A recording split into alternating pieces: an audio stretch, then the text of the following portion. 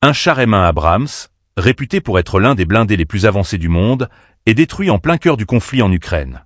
Cet incident survient après qu'une unité de l'armée ukrainienne, la 47e brigade d'infanterie mécanisée, Magura, ait déployé ce char dans une tentative d'enrayer l'avancée des forces russes.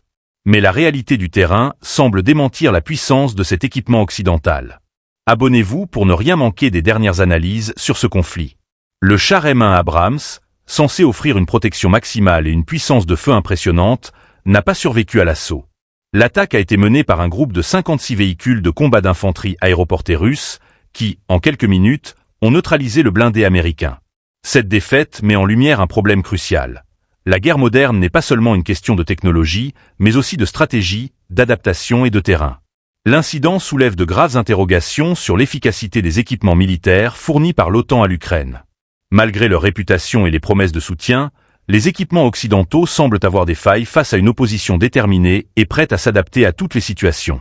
Le char Abrams, pourtant décrit comme un « monstre de guerre », se révèle vulnérable sous la pression des forces russes, surtout dans un environnement de guerre complexe où l'usage et la préparation de l'équipement sont primordiaux. Certains experts estiment que l'équipement américain, bien que performant sur le papier, n'est pas adapté à la réalité du terrain en Ukraine.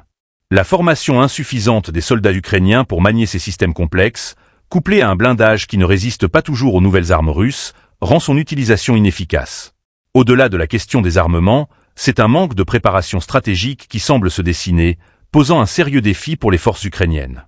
Ce revers ne se limite pas à une simple perte matérielle. Il symbolise un échec plus vaste dans la stratégie de soutien militaire de l'Occident envers l'Ukraine.